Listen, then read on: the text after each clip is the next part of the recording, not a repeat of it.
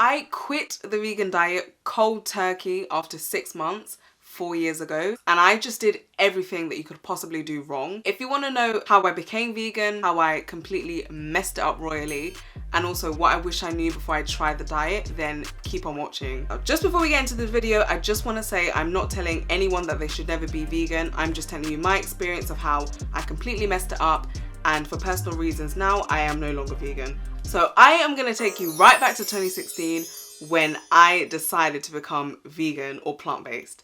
And basically my experience with it had 5 stages. The 5 stages were discovery, learning, honeymoon stage, indoctrination, and finally uncertainty. So let's flip right back to 2016. The first stage is discovery. How are you going to do something if you don't know what it is, right? So I essentially discovered the vegan diet on YouTube, and basically I was just trying to find ways of to lose weight basically. And I stumbled upon the vegan diet through so many different vegan YouTubers, and they all kind of were saying that you can eat as much as you want on this lifestyle and you don't have to worry about calories. And immediately I was just like, my eyes are bigger than my stomach, aren't they? So I thought, wow, a diet where you can eat anything you want and still lose weight. I'm on board.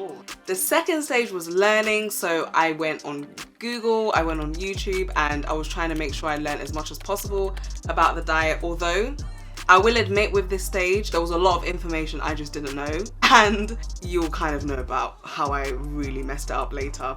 The third stage was the honeymoon stage, and this was where I was officially vegan. I told all my friends about it, I told all my family about it, and basically all I really should have done actually at this point was just worn a badge saying I am vegan, because everyone knew that I was vegan. The fourth stage was indoctrination. Now this sounds a bit more serious than it actually is. It's not that deep. What it basically means is that I was kind of putting myself in an echo chamber, and an echo chamber basically means you're only listening to information about that particular thing. And basically I would only read vegan information, I would strictly only watch vegan YouTube, only listen to vegan news. And the fifth stage was uncertainty, and this is where I kind of started dabbling with some animal products like eggs and cheese, because I just felt like I couldn't really maintain the diet for much longer. And it was because I was 18 at the time, I didn't have the means to be able to get the food that I needed for myself, so it was really difficult for me to keep up at that time. So this is where this doubt came in, and I eventually stopped being vegan. So now I'm gonna go into what I used to eat as a vegan, and honestly, looking back, I don't know how I ate like this. It was just so unbalanced. There was no variety. It was just awful, guys. It was so bad. I would used to eat carbs all day, every day. I'm not saying there's anything wrong with carbs. Of course, I'm not saying that. I'm just saying that there is such a thing as too much, and you do need balance. So I would eat things like bran flakes for breakfast. I would eat bananas and potatoes for lunch. I would come back home from school and I would have from A levels, and I would have rice and beans, and it was just very unbalanced. I wouldn't have any nuts or seeds, I wouldn't have any avocados. I tried tofu, but it just wasn't for me. I didn't really know about vegan sources of protein. Lest I forget, there was this one day, right, because this kind of community on YouTube, they recommended that you eat 30 bananas a day. I can't actually believe I'm putting this on the internet.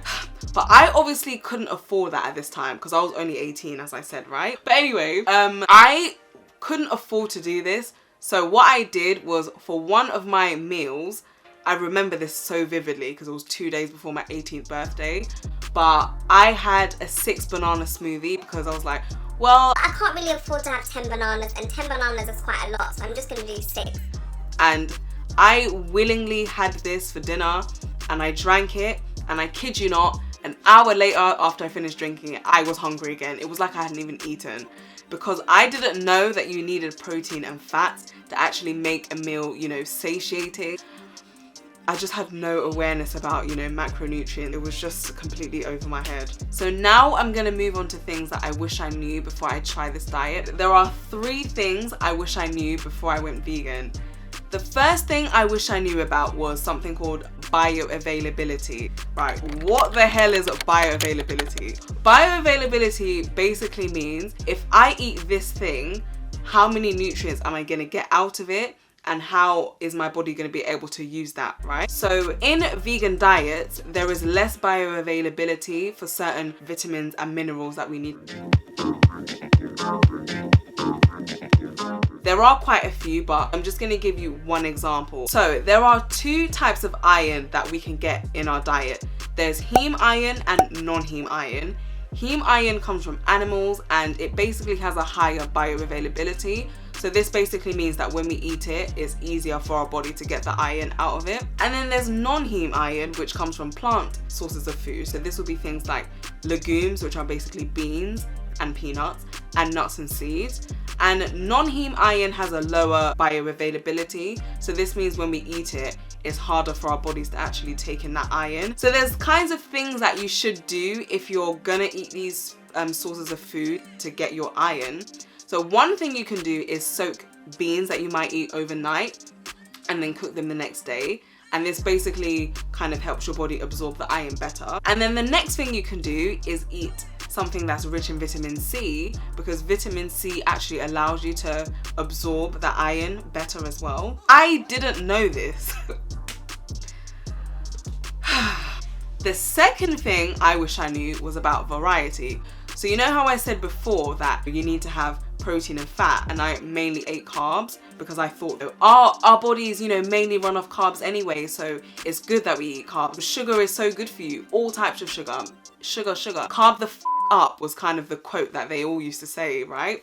In this kind of like vegan space on YouTube at the time. And, you know, the vegan YouTubers that I used to watch and kind of like look up to in a way. And basically, I didn't eat much protein and fat, like I said, so I really wish I knew about, you know, getting my sources of protein and fat in. The third thing that I wish I knew about before I attempted the vegan diet was supplementation. In the vegan diet, it's harder to get some vitamins and minerals, but if you do supplement, then, you know, you should be able to reach your recommended amount. And because of this certain vegan YouTube kind of community that I'd, you know, found on the internet, they were basically saying that it's okay to not supplement with B12 and that you should be fine.